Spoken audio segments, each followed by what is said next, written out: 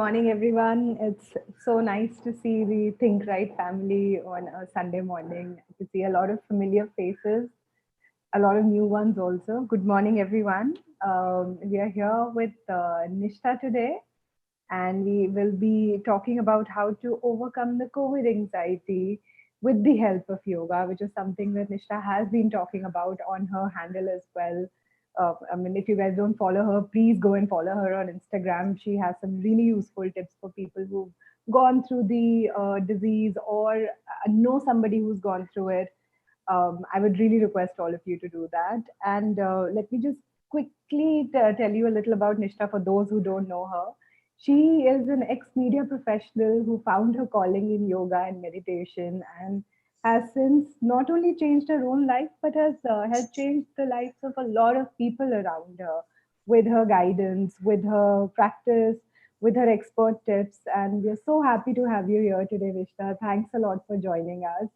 And of course, I'm just going to tell everybody that we will be opening the chat window, but since we are starting with a short meditation, we'll do it after that. So have your questions ready, make a note of them, but just give us some time to open that window for you. Good morning, Nishtha. Thank you so much, Jyoti. And it's such a delight to be here Sunday morning with all of you. And I'm more than happy to be leading this conversation today about COVID related anxiety and stress. And I guess we can all first begin with a meditation and then head straight into the questions for the day. Yes? So I would request all the viewers to be in a comfortable seated position. Even if you're doing this on a chair, you can be very much seated with your spine upright. You can choose to sit on the floor or on a chair. Um, and if you're sitting on the floor, you can choose a cross-leg position. Any comfortable cross-leg position would do. And let's all start by having our spine upright, keeping the head, neck, trunk aligned. If you feel your back is a bit sore, you can just roll your shoulders once or twice to the back. And then having your head, neck, trunk, finding a good alignment. And first, I would ask you to keep your awareness very gently on the floor, or you could even keep it at eye level. Allow your eyes to be open with gentle awareness in front of you. Also checking on how your sit bones are placed, either when you're sitting on the floor or on the chair. Allow there to be equal weight distribution on the right, the left side of your body. You may have your palms turned facing up towards the ceiling. Still continue to keep your gentle awareness at a point in front of you.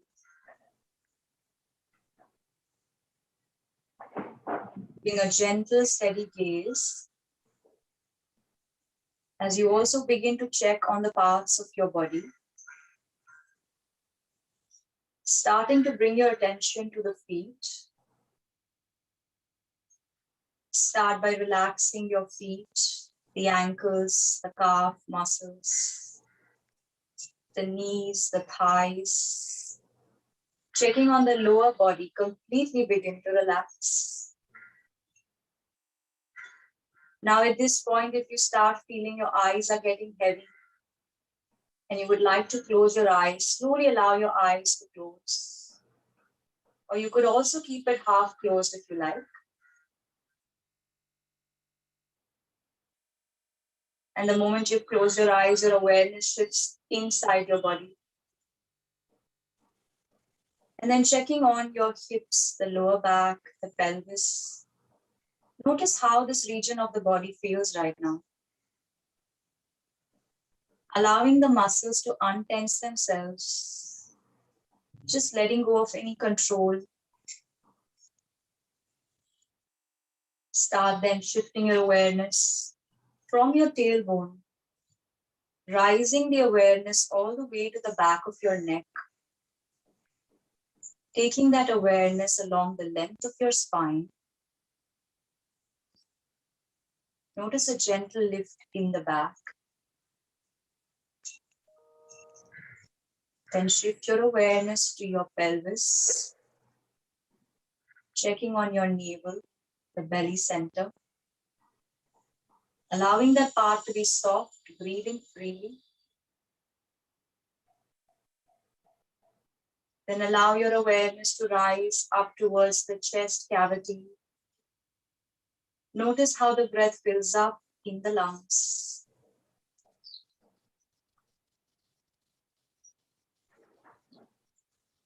Taking the awareness to the collarbones. Notice the movement of the rib cage every time you breathe.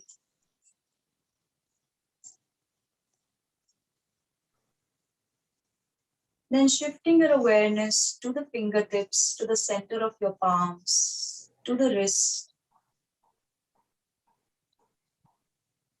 and allowing that awareness to go all the way up towards your forearms, the elbows.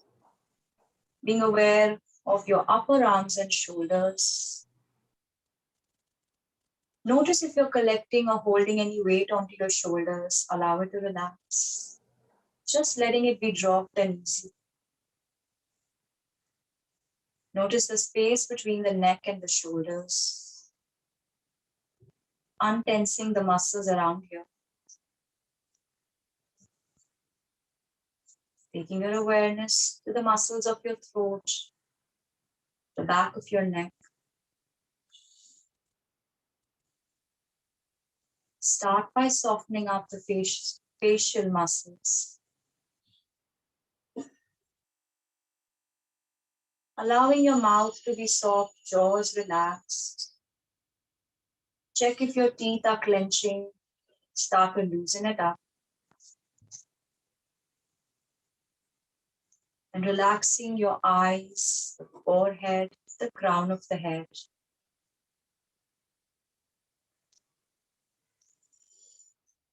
Allowing a complete relaxed feeling to take over your head, your face.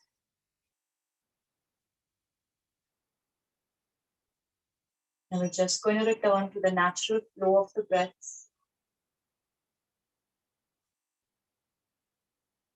Checking on your soft inhale, soft exhale.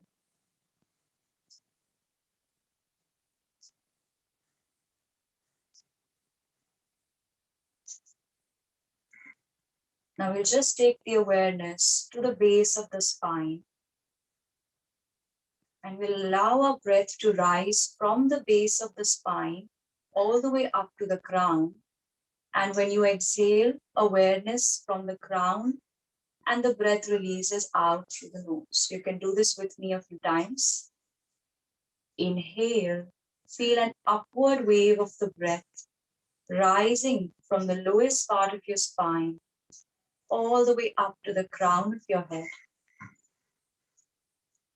And exhale, release the breath from the crown out through the nose. Let's do this again. Inhale, the breath rises from the base of the spine, upward movement to the crown. And exhaling, the breath releases from the crown out through the nose. Let's do this again. Last time. Inhale, breathe, allow the breath to fill all the way up towards the crown of the head. And exhale to smoothly release the breath out through your nostrils, completely letting go.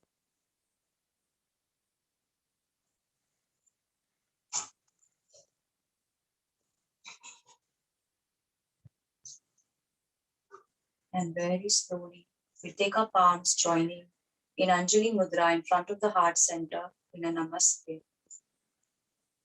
We'll all go together for 3 chants of Om. Taking a long breath in.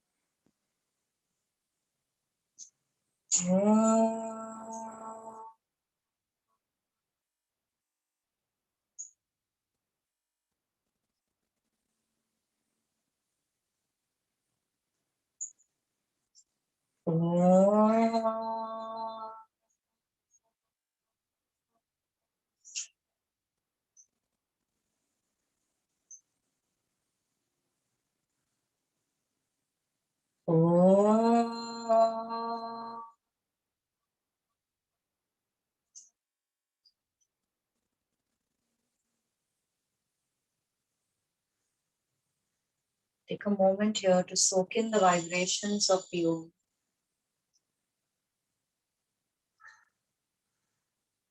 And then very slowly you can blink your eyes to open them up.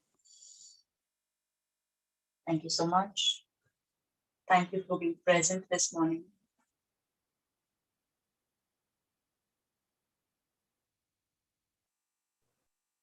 Thank you so much, Nishtha. That was such a beautiful start to our morning. I would just request Yogesh to please open the chat window so that people can start posting their questions. And while that happens, we will start with something which I feel everybody is feeling right now, which is, collectively we are going through a sense of anxiety, whether we have gone through COVID, whether we know somebody or not, but it's in the air. You are hearing about it. So, what do you suggest we do to keep ourselves emotionally strong, physically as well? Of course, you need to train your lungs and you need to train your body, but how can yoga and regular practice help in keeping us emotionally strong? So I feel that first we need to understand why this anxiety is rising towards COVID. Yes, we're all collectively feeling it. But if we start to look at the why and why is it that we're all collectively feeling it, it's also coming from a space of, not knowing what's going to happen, the fear of the unknown, the fear of the change. It is about that strong, uncertain feeling that you don't know where your life is headed. How is it going to be post pandemic? Is there even going to be a post pandemic?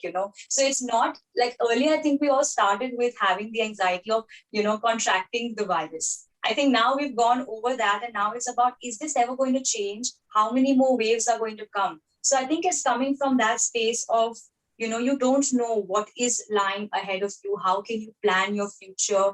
How can you plan anything ahead in your life? And I guess this is something that it's collective, like you said, it's happening all over the world. Some are facing it really strongly, and some a little bit lesser than that. But at the end of it all, as a planet, we're all in this together, and we have to somewhere understand that there is only little that we can do about it. We cannot control what's going to happen. We cannot control the changes and the way this virus is going to change and take its course. But all we have with us is ourselves and our present, the time that we have right now. We just cannot try and control or make any changes. So the fear and the anxiety is coming, that uncertain feeling is coming because we're trying to lay a control. That was something we were used to doing before. We were used to having a 2-year plan, a 3-year plan, and things would fall in place, right? And now when that doesn't happen, because we don't know what's happening even in the next month, everybody thought it was 2020 that was going to be the bad year and 21 is going to be an amazing year. But we know how off guard we were taken by the second wave, right? So it is coming from the space of this complete uncertainty. It's darkness in front of our eyes. We don't know where we are headed. We're just going ahead with this digital life and this lockdown life and going as it is. And to be honest, that's the best we can do. We can just make the most of what we have now, being at home, taking care of ourselves, yes, physically very much. Because even if we talk about emotional health, mental health, but the start has to be with the physical body. We cannot ignore the physical body. So, yes, doing your yoga asanas or doing exercises or eating right, providing the right kind of nutrition with the highest quality of prana in your body is the first step to feeling better emotionally and mentally. And that thought has to be understood. We kind of have to make peace with it, that we don't know what's happening ahead, that we don't know how we can go forward with it, and we have no control. The moment we have kind of made peace with that thought, there is some sort of acceptance. There is some sort of surrendering to the higher powers in the universe, that this is not in my control. All I have in my control is me, my family, my close ones. I will start by taking care of my physical health. As a result, the effort I take for my physical body is going to show up in how I feel emotionally, in how I feel mentally.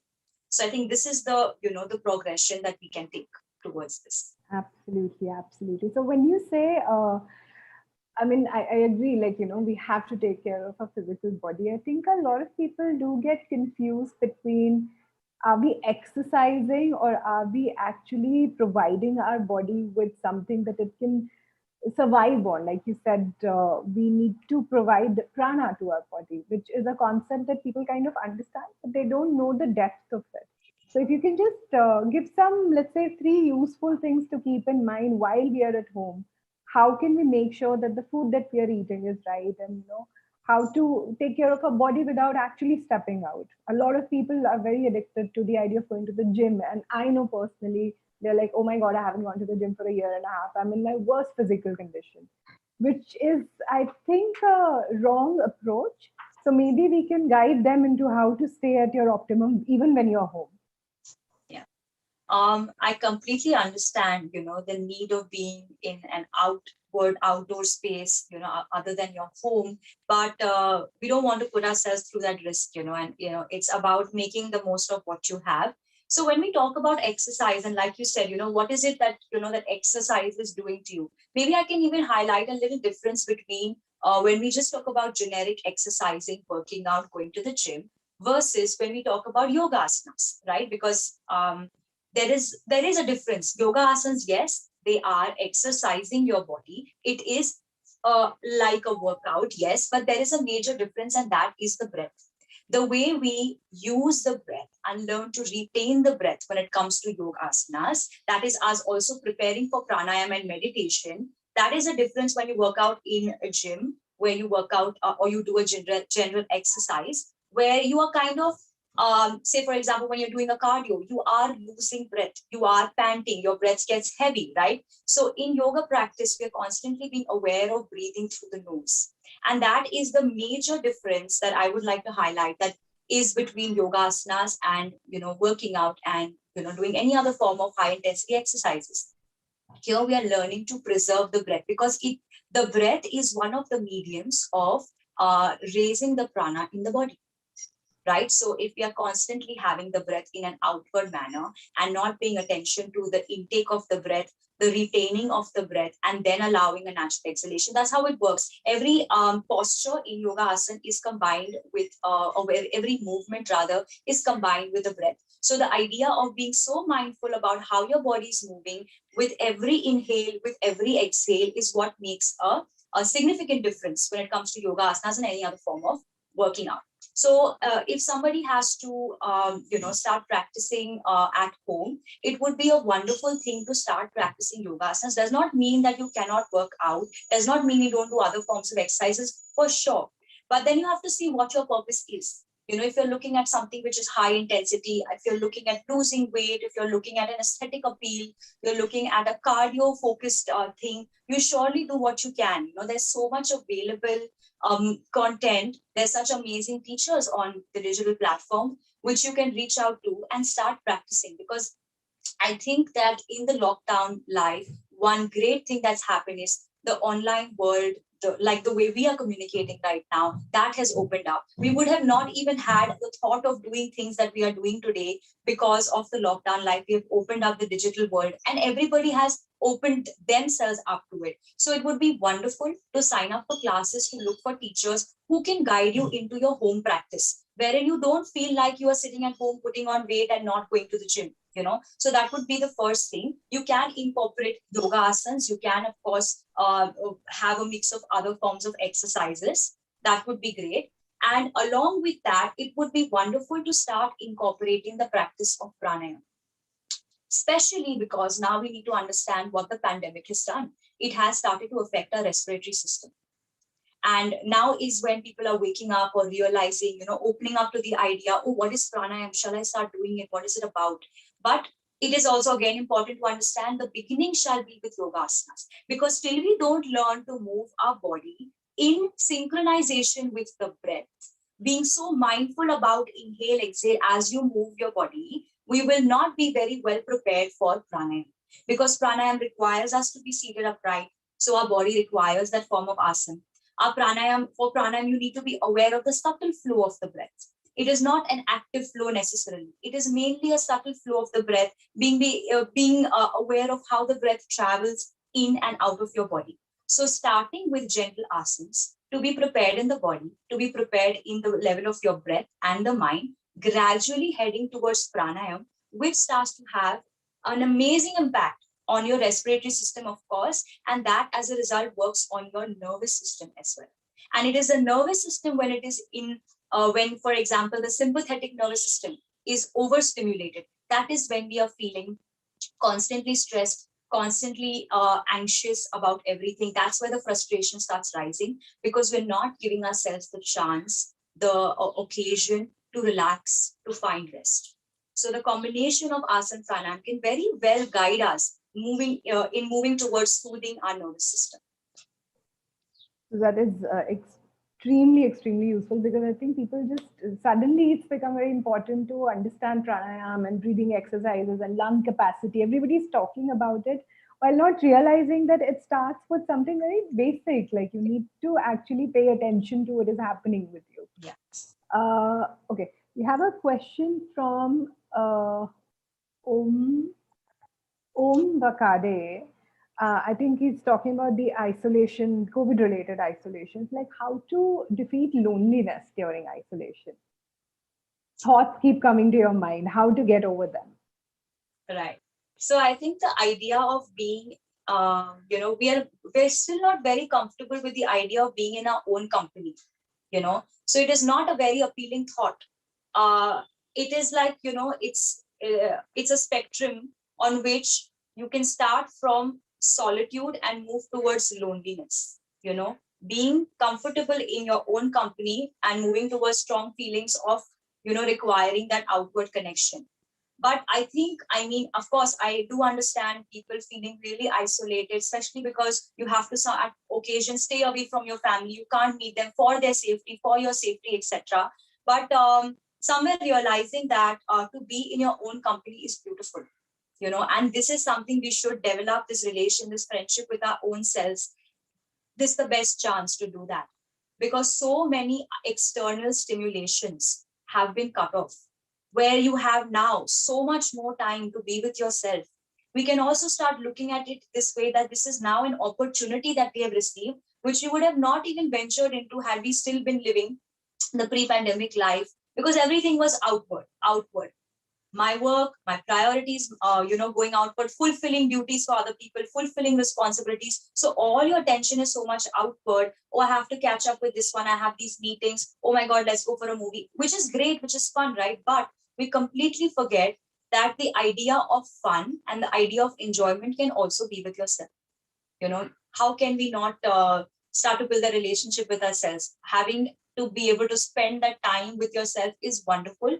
But if initially that is really difficult for a person to, have, if it's very difficult to stay alone and the feelings of isolations are very strong, you may, one thing is to understand that, what are the cons? If you have to start going out, what would it be like? Yes, it is your safety that's getting affected, somebody else's safety. So if you put that thought in perspective and be like, okay, now what is it that I can do while I'm at home?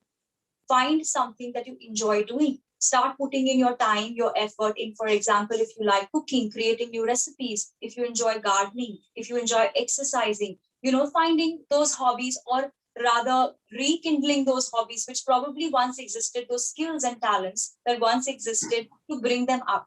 So that will also start helping you to form the relationship which has been lost with yourself.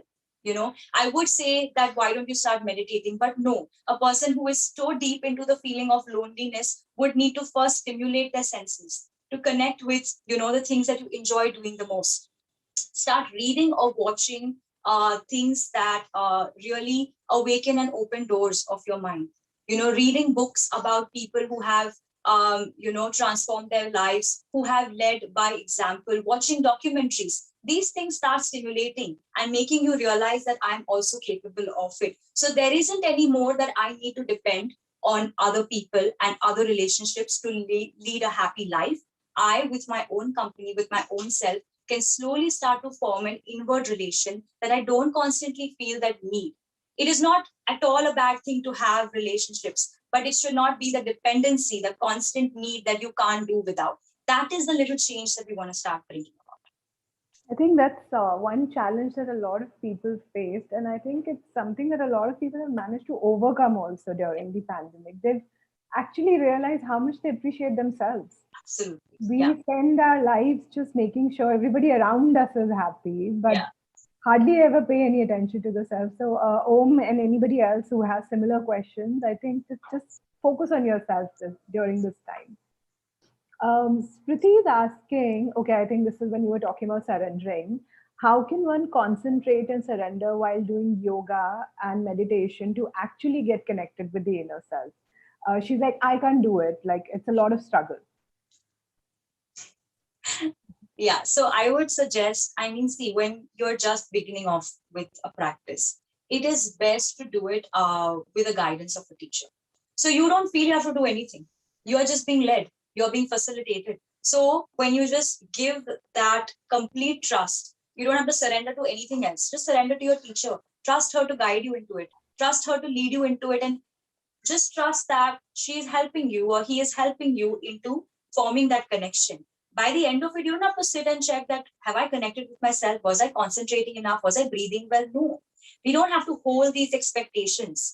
We want to start emptying ourselves. So don't have all these pressures rather on yourself that I can't do this, I can't surrender, I can't concentrate, I don't feel like I've connected to my inner self. Because when we have already created these expectations from ourselves, we're not going to enjoy.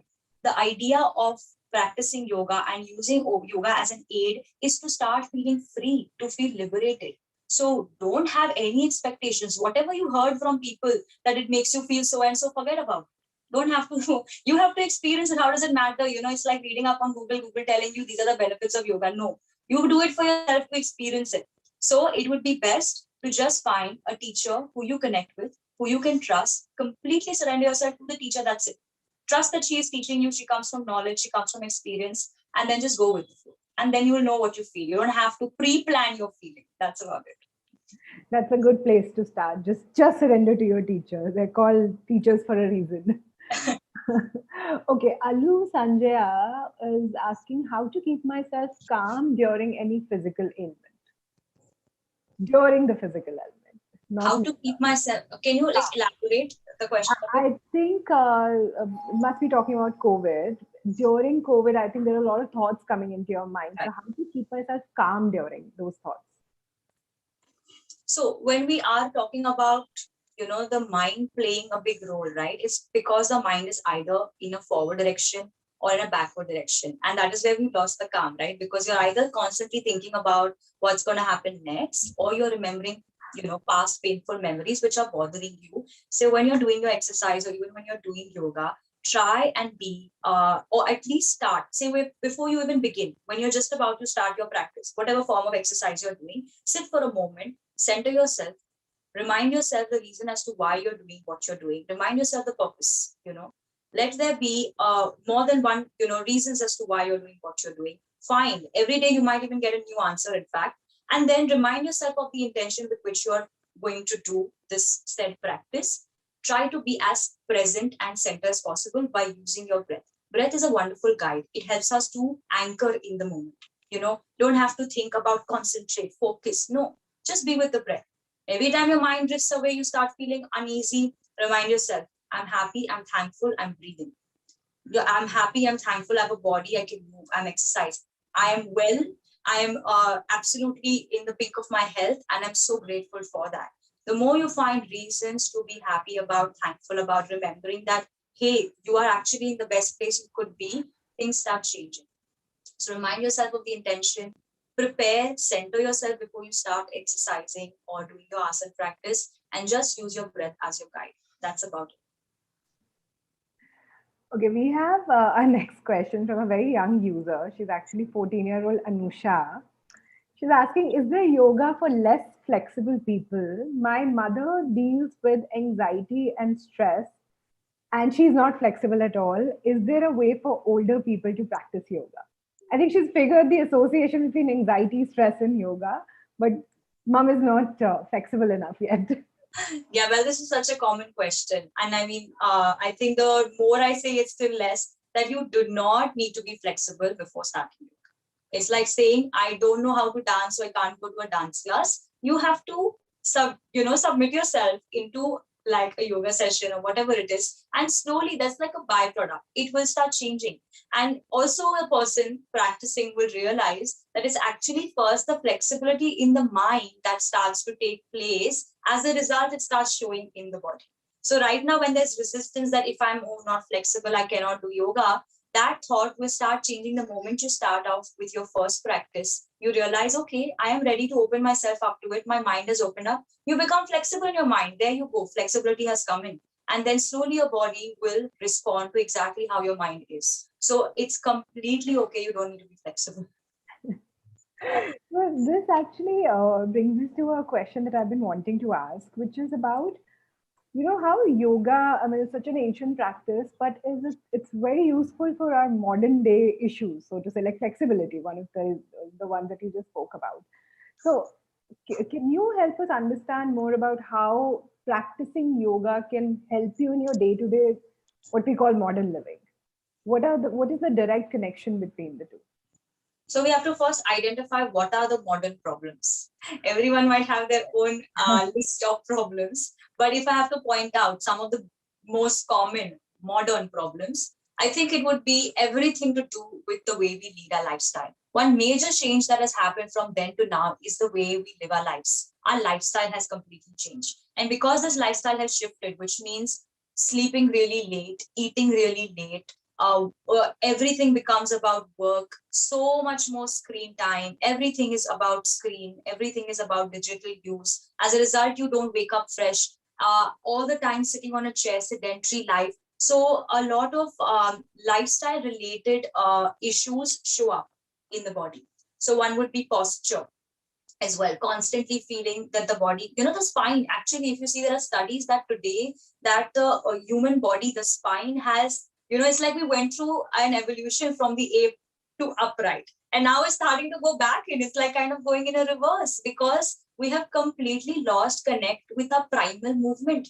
We have evolved from animals, we've forgotten. So today there are issues that people can't sit on the ground. Earlier it was like, okay, people from different parts of the country who are used to sitting upright couldn't. But now today, increasingly, even Indians, people in the Asian culture who have always had the, thing of sitting on the ground, eating, working, have lost the ability to sit down. It's such an important primal movement. We are used to squatting, crouching, crawling. Those primal things have shifted and our posture has become so, away from what it was. The revolution is starting to come down. So I think one of the important issues would be posture. And when we start practicing with yoga asanas, you are like, it's like when your practice grows, you realize that even when you are, say, not practicing on your mat, you go back to doing the daily things in your life, you will find yourself a lot more upright because that awareness has risen. The presence is there. The mind understands now. And then when you realize the importance, or rather, when you see the changes, your mind will be very alert. It's so simple and so scientific that your spine is completely connecting, right? It's your the spine and the brain that are connected. So it's when your spine is upright, you're feeling sharper, you're feeling smarter, if I may use that word. You're feeling a lot more present because your body is not doing this. The moment you've done this, you have not only lost on the spark in the mind, you've also interrupted your digestive system, your respiratory system. So imagine this, the posture like this today, such a common thing. Like I'm seeing teenagers, young people who are supposed to be playing and being in the fittest of their health, but they are like this. And the necks that are starting to come out. So the neck doesn't anymore look like it's a part of the spine. We have forgotten. The neck has started to protrude. The chest has started to cave in. The lower back has started to arch. The belly has started to press in. So that has started to affect all our systems. And I think if you just speak about physically, posture has changed, inner systems have been affected because here there's no space to breathe. The diaphragm can't breathe. The body doesn't get a proper digestive pathway. At the same time, the breath can't rise. The spine has affected every other system in the body. And this is not the physical benefit or changes that one may notice. It also has an effect on how you feel. Your moods, your hormones get affected. The way the mind processes itself. You can't process things if you're sitting like this, low, dull, lethargy starts to rise. So, like I said, even in the beginning, right, that it's the physical changes that will lead a person to make a marked difference in their emotional health, in their mental health. So it starts with the body. Body is that temple, body is that tool which takes us from out to in. How we hold ourselves, how we carry ourselves, how we walk, you start to feel that way. So just when we start to sit upright, there is a complete change in the mood, in the presence. The person is upright, the mind has opened up. So I would say that one of the main modern issues has become that our postures have dropped. As a result, everything, consciousness has reduced because of that. Our conscious awareness has completely been affected just because of the way we started sitting. And because we have moved away from what we were, our evolution of standing upright, we have started to cave in again. So one of the first things, if we can start tackling, is this, the body, making a marked improvement in the posture, everything else will start changing and falling in its place. So, so help us understand if this is a posture, something that people should be mindful of. What are the things they should keep in mind? Where should the chin be? How your back is supposed to be? What's the right way of holding your posture? First thing I would say is start practicing yoga. That's about it, because then I won't even need to break down how your chin should be, etc., etc. It's like we just have to return to how we were. It is nothing different. Your shoulders don't have to be placed differently. Your chin, neck, back doesn't have to be placed differently. It already was in a proper place. It's now become conditioned to be something else that it wasn't. Right? It's always about going back to the origin. Even in this case, everything is about returning. In this case as well, we were born proper, upright, nice and tall. Life happened. We submitted to the new lifestyle, to the so-called modern lifestyle, made everything else, our priorities shifted outward. We forgot about this. We forgot about this, the body. So it is so important. Like people usually disregard, yeah, no, you're not the body. You're like the divine, etc. But that's okay. That's intellectual conversation. How does one get to realizing that? It has to start here. You can't disregard your body. You can't disassociate with it. All that will happen later as a realization, not because somebody told you. You have to start here. The work begins here. We have like full atomic activity happening in the body. It's so wonderful to connect to your body. And then even if your eyes are closed, you don't need to see a mirror, no, nothing. You know how to stand. Your body will find its geometry. So start with yoga asanas, nothing else. Start with yoga asanas, find a good yoga teacher, and that's about it. You will know how to stand and carry yourself because you will be reminded of. It is not something new to us. We've always known how to do it. Which brings me to the next one. It is the most common question. How many times a week do I need to do yoga, and how much time do I need to spend every day? Okay. Let's also now, I will just probably retweak that question. Let's call it, how many times do you do yoga asanas? Because yoga is a broad term. Yoga is a state of being. You don't need to be on the mat. You don't need to be practicing just a physical movement. It is a state of being. So if you're talking about your question, I think means that how many times of yoga asanas should we practice in a given week? If you are somebody who has just started off really new to yoga, start by going for twice a week. That's all right. Allow your body to adapt to it slowly. You don't have to. Slowly, you'll automatically know when you're ready. You'll be able to increase the days in your week, 3 days, 4 days a week, and gradually you'll be able to do it every day. It will not be a chore anymore. It will not be like, oh my God, I have to do my exercise. No, I have to connect with myself. You will start seeing it differently because of the changes you will experience. So it will not become a chore because I have been told, oh, to see the benefits, I must do it. No. Stop finding reasons as to why I should do this because I will get this. Start doing it to do it because yoga is a lifestyle change. It is not just a membership. It is just not, an hour on the mat. So let yourself get introduced to yoga asanas to connect with the body. Slowly, different modalities and approaches of it will start. You'll be able to go for it. You'll be ready to go for it. Begin twice a week with asana practice. You'll gradually be able to get to 4 to 5 times a week, which is great. Yoga is not just an hour on the mat. That makes so much sense. Yeah. We have Shashi Prabha asking, okay, her daughter is 3 years and 8 month old, and she wants to get her started with yoga. Is that the right age? Yoga Well, and meditation.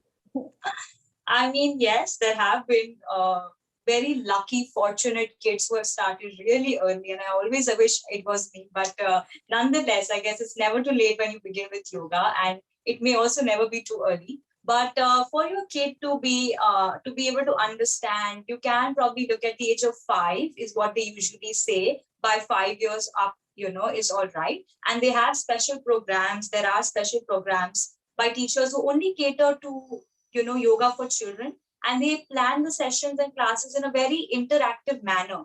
It's about introducing to the animal forms through the forms of asanas. There is storytelling. There's always a message and a lesson coming in, teaching the basic concepts through yoga of ahimsa, of satya, etc. So these are weaved into stories, and this is how classes for children are conducted. So yes, if your kid is ready, you feel your kid is ready and would be open to learning all of this, I guess maybe in a year's time or so, by 4 or 5 years, they would be, probably ready. You can see, because there's always, well, when you find teachers for, doing classes for children, they have an age group that they have created, and accordingly, you can find yourself something. I hope that helps you, Shashi. Okay, I'm sure you get to hear this also a lot. This is from Nihar Kumar. Now he's asking, yoga helps in maintaining physical and mental well-being. However, to do the same yogic exercises every day, it becomes monotonous, and after a few days, it becomes demoting and thus stressful. How to address and overcome this? Yeah, it is a very common thing. But see, when we do yoga asana practice, or just yoga practice, like you heard me say, I said the word practice. Yeah, so it is the practice, which is obviously repetition. You do the same thing for years and years and years, but does not mean you don't introduce yourself to more. You know, the foundations have to be laid, they have to be set, and that is what will prepare you for more, say, even in just postural practices. So, yes, you have to practice it, and you need to understand this for yourself. You can say, yes, I'm feeling bored and it's too monotonous, I'm demotivated. But again, it goes back to reminding yourself, why are you doing what you are doing? If your purpose and intention remains for just, I want to be flexible, I want to be able to stretch, obviously you're going to get bored. If you start to understand the reason behind it, that, I am starting to understand now that I'm practicing, I'm experiencing the difference. I'm seeing a shift in my posture. I'm seeing a shift in my breath. I'm seeing that I am, in general, having a good immune system. I am not falling sick too often. When you start to take note of these things that start changing in your, in your life, these will be the first changes. Then you will not find it monotonous. Then you will not get bored of it. And then again, if you are someone who's practicing on your own, you're feeling stuck. That happens with everybody. You need a teacher. You need guidance. It again goes back to this. There's only an extent to which you can think that I can watch videos and go look at things and do, but you will not understand why you're doing what you're doing. And then again, then there's a disconnect. That is the reason we feel demotivated, because we're disconnected. I'm watching, I did it, I mastered that posture, now what to do. So it's like that common thinking process. Find yourself a teacher who will be able to guide you, who will be able to take you further. So you'll understand that all the work that you put in before is now coming into use as you move on further with even the postural progress. So yeah, it goes back to that. So, given the current scenario, I think a lot of people are taking online classes where, I mean, this rose up in yesterday's session where they actually pointed at people like roll out of the bed onto the mat and turn on their cameras to attend the class, which is not the right way of doing it. So, let's say, okay, somebody goes and finds a very good teacher. They're doing online classes. I'm sure the master would tell them how to prepare for the class. But what would you say are the basic things that we should keep in mind, even if we are practicing at home with the guidance of a master who's now doing it online for us? So, like you said, that, roll out of the bed, roll your mat, put on the camera. Yes, it happens. I've seen it as well in my classes. I know those who have just pulled themselves out of the bed. To be honest, if they're showing up on the mat, irrespective, it's all right. It is okay. It is a start. Don't feel disheartened, or don't feel that, oh, I'm doing this, but this is not ideal or whatever. It's okay. It's a start. I would still say that these are the people who probably never even reached ever a yoga class or yoga studio, ever stepped on a mat before. So even if this is what it's taking to roll out of the bed and roll out the mat, so be it. Slowly, when the person will, start growing in their practice, you will realize that maybe I can wake up an hour or two before my class, spend some quality time with myself, be in a state of presence, say for example, you do your other practices, you start doing a little pranayama meditation to center yourself, and then with that awareness, with a renewed state of awareness, I present myself on the mat in front of my teacher. That will be the next step. This can't be forced. It comes with understanding. So even if this is the first step that you somehow managed to get yourself on the mat, so be it. Be thankful, be happy that this is where you've come to, and this is earlier you were not even here. Okay. Slowly, I guess you will, be able to make that shift. So it's fine. As long as you start. That's a Yes. great approach. Okay, we have Neha Singhal who says COVID has indicated that there are potential pandemics in future. Is there a way to be prepared to deal with any kind of uncertainty and react rightly when such situations arise? Basically, the fear of the unknown. Yeah. See, again, goes back to you cannot control what's happening. So what do you have with yourself? Your body, the soul that resides within, and your breath. That's all you have. You just have you. So you can work on you in and at a physical level, at a mental, emotional level, to grow in conscious awareness. These are the modalities you have. It goes back, it's so simple. There is no new approaches to it. There is nothing new and fancy to it. It is the same. Just start to understand how important it is to connect to yourself, no matter if there is a pandemic waiting for you or not.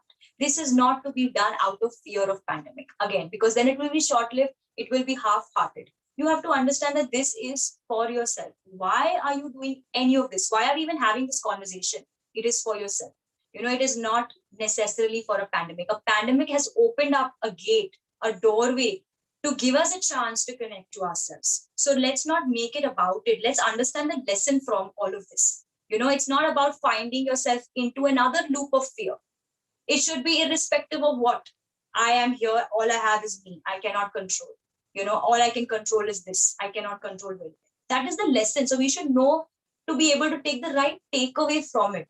Don't let yourself fall into another loop of fear and do anything as a result of a pandemic. We are opening this discussion again because we are all still so gravely affected by the pandemic. But again, there's only little that you can do. You take your precautions, you go out, you get your vaccinations, you mask up, etc. There's little that you can do, but you can't live in fear, because then what's the point? It's come to tell you something. It's come to make you realize this is now your time to connect with it. We have to make that inward journey. So let's just remind ourselves again and again why we are doing what we're doing. Not because of a pandemic, not because of anything else. Okay, we have Mr. S.K. Verma. It's a comment for you, actually. He's like, I'm a senior citizen, having recently recovered from COVID-19. While in the hospital, I used your guided meditation. We just wanted to say thank you. Thank you so much. And I really hope you're doing much better now. Thank you so much. Okay. Bharat Surya, can breathing exercises like pranayama keep our lungs strong and keep COVID away? It can keep your lungs strong. We don't know what this virus is. So how can anyone know what it can keep away, right? We are still figuring out new variants, mutants, etc.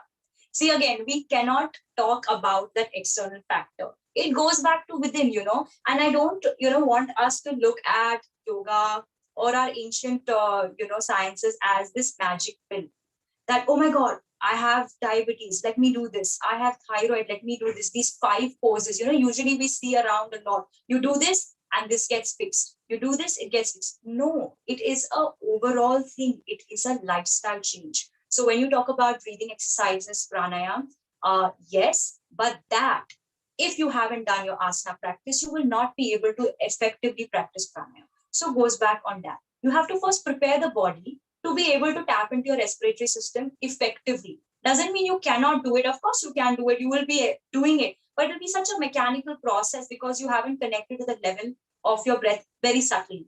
So you prepare your body. learn to sit upright first. Learn to understand how the breath is flowing when you're moving. Then you can connect to your body or your breath when you are in a seated position preparing for pranayama. So the preparation starts with asanas. Slowly you find yourself going for pranayams. And pranayam also includes kriya practices that we understand as kapalbhati, which are purificatory or cleansing practices. So we also do kriyas to cleanse the system, to prepare, to cleanse your nasal passage. There's practices like jalniti as well to cleanse your nasal system. So neti, kapalbhati, the types of kapalbhati like vastrika, etc., are done to cleanse, to prepare, and then pranayama is said to be a stage where you reach and it happens, right? So we grow towards it. You don't just go to it. Yeah. So this is how it is. Will it prevent you from COVID? No, I don't know about how can I say that, right? These are not claims we can make. It will strengthen your immune system. It will strengthen your respiratory system. So even if you are affected, chances are you'll be able to take care of yourself well. So this is how we can speak. Yoga can be used as something that you can prepare yourself, with for things that are to come. Which we have a question which is slightly serious, but I think we should talk about it. It's from Mr. Rajendra Verma. He says, इस महामारी के दौर में मृत्यु के भय से मुक्त होने में योग कैसे सहायक है? So one thing is that we have the fear of death. Okay, now for me to say or anyone to say, why should you be getting scared of death? Why should you be afraid of death? It is one thing to say, and it's one thing to actually feel it, live it, or experience it. But it goes back to, that again, you cannot control what's happening. So will I tell you, या हम कैसे इससे डरे, हम मृत्यु से कैसे डरना बंद करें? No, you cannot be probably scared of death, but you have to put into perspective that death is inevitable. If it has to come, it will come. When it comes to a pandemic, when it comes to an illness, a disease, an accident, you cannot control what's happening. It goes back to it. I'm just having to repeat the same thing, but it is so important to understand. I know we are today having this conversation from the comfort of our homes, away from things that are happening around us, outside of us. But we have to start to grow in trust. We have to start to grow in gratitude. That is when we can start to overcome this constant fear of the unknown and fear of the death. To grow in devotion, to put into perspective that you do what you can do, then it goes back to Ishwar Pranidhan, surrendering to the divine power. There's only so much you can do. Try not to be so focused towards what's happening in the coming years. Start to live your life day by day at the best as you can. So every day waking up with a sense of gratitude that I am so happy and thankful that I have woken up and my eyes have opened and I'm breathing today. I'm happy that I have a body which is living, which is breathing, which is healthy. I'm happy that people around me are living, breathing, and happy. Then we have a few more moments of future. We can only work with gratitude. We can work with trust that it's not in my control. So whose control? It's the creator. He's taking care of. However things have to take shape, they will.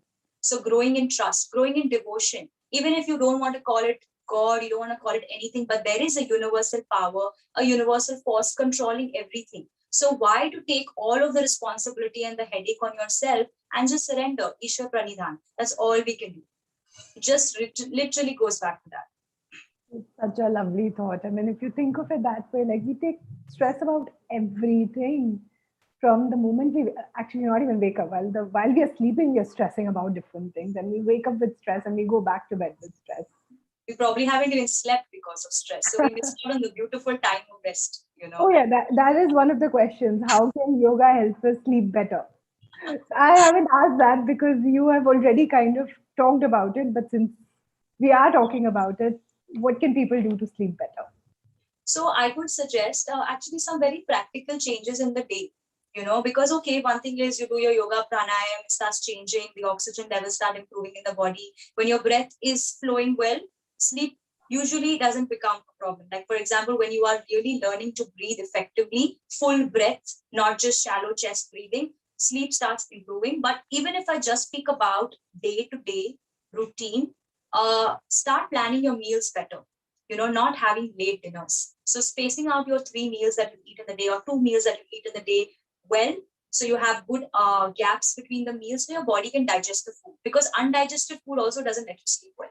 So when we're having food very late, 10, 11, sometimes I know people who eat really late and then sleep by 2, 3, it is going to affect your sleep. Or even if it doesn't affect your sleep and you manage to sleep, it will affect your digestion because you did not give it time to digest. There's something called the circadian rhythm, similar to the Ayurvedic clock, wherein we wake up before sunrise and finish our meal of the day, and our body starts to slow down with the sun, with the setting sun. So as it starts getting darker after sunset, our digestive ability slows down. As a result, it's our body telling us that it's now time to wind up. So also not doing exercises very late, like post 8, 8:30 after dinner. Some people hit the gym really late because they feel at least I exercise because I didn't get time in the day. It's a nice thought, but it will start affecting your sleep. If you're sleeping well, fine, but it does start affecting the sleep because you have given yourself that burst of energy, either with late dinner, so your body is charged up because of late food, or with late exercising, you've given yourself that burst of energy, and it's time for the body to unwind. It's time for the body to cool down, but you have given it that burst of energy, doesn't help. So start to follow the circadian rhythm, waking up with sunrise or before sunrise, eating your meals, the heaviest meals, when it's the hottest time of the day, that is 10 to 2. That is the pitta hour, even if we see Ayurveda clock. And that means the body gets the chance to digest the food well. Start to have timings in your day where you don't drag your work hours really late. And I understand it's difficult, but somewhere you have to prioritize your health. So start not letting your work get dragged towards midnight. Stop your work at a decent time where you get, a few hours to be with yourself, with your family, do other things as well. You can also start dimming your lights maybe an hour or two before. So it gives your mind, your senses, the feeling that you're ready to sleep. The lesser the light in your room, better. And one of the main problems of lack of sleep is screen usage. So if your screen time is too high, especially closer to sleep time, it is going to affect your sleep cycle, because the light that is emitted from the screens it is known to interrupt our sleep. So starting to reduce all these things in your day will start making a difference. And there are some foods, especially things like chamomile tea, and it has personally worked for me as well. So having chamomile tea, which are these, you get dried chamomile flowers without any caffeine before bedtime will really help. Not having too much coffee towards the end of the day, or not having it at all. Caffeinated drinks at the end of the day will also help you to get your natural sleep cycle back. It's so interesting how everything is about going back to how it was meant to be. Yes. Wake up on time, sleep on time, eat on time, and lead There's a healthy nothing life. new to do. There's really nothing new to do. Okay. I think we have time for one more question. And I've realized that there's a lot of confusion and questions about pranayam. Now, Rosie wants to understand pranayam before the asanas or after. What is more effective? Good question, actually. And that's a common doubt. So see, also let's understand how we look at pranayam, because a lot of people say understand Kapalbhati as just a pranayam. It is a pranayam, but it is first a kriya.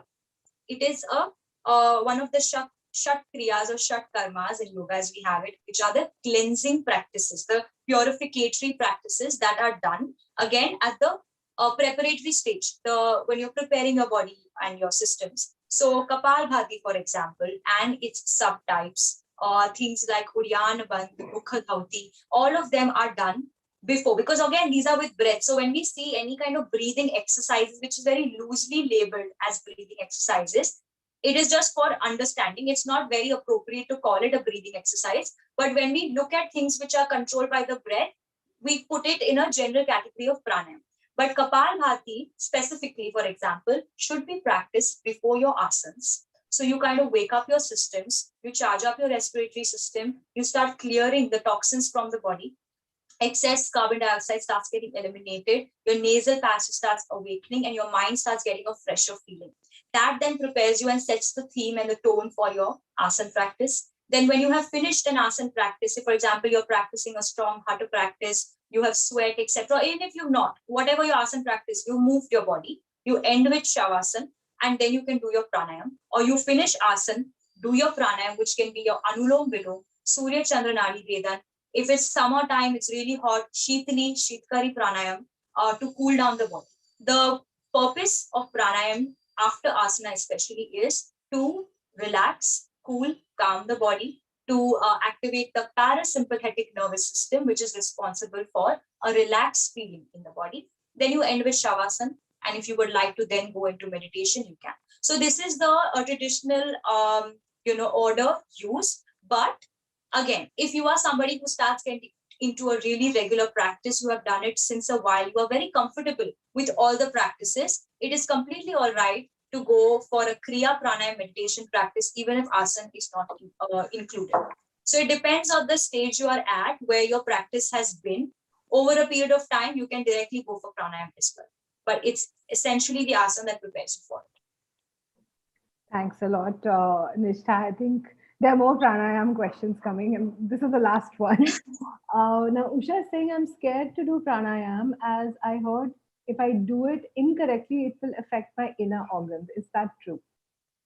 That goes for anything. Anything done incorrectly will either not have its effect, or it can have adverse effects. So whatever your source is, make sure it is a verified source. Whether you are watching a tutorial, a video, or you are connected to a teacher, just make sure your source is verified.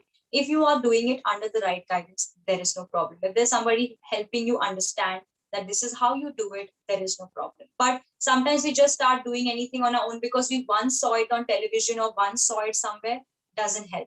Do it at a time when you are connected to the person or the source who is teaching. That will help you, and then you can do it on your own. Thank you so much, Nishtha. I mean, we have a lot of questions, but we are now running out of time. So we will schedule another session with you. This was wonderful.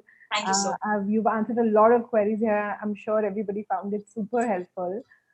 We do have another session happening at 3 p.m. today with Sister Shivani, and we'll see everybody again. But before we leave, do you have anything to say, like just one final word for everyone? Well, firstly, thank you so much for having me, Jyoti, and thank you so much to everybody who sat through this, asked your questions, and stayed through the entire talk. All I would like to say is that we are all in this together. This collective feeling that we are experiencing, we are all in it together. So try not to be so overwhelmed by these strong feelings of fear and anxiety. Just remind yourself what you have today. Have the gratitude, be thankful for it. At the end of it all, it's not in your control. So it goes back to surrendering to the divine or Ishwar Pranidhan. And you can just move ahead with this thought in life. It'll be very helpful. Thank you so much. Joyce, the next session is with Sister Shivani. It's not the same session. We will see you for that. Namaste. Thank you so much. Thank you so much, Jyoti. Have a wonderful Sunday. Bye. Bye. Thank you, everybody. Thank you so much. Bye.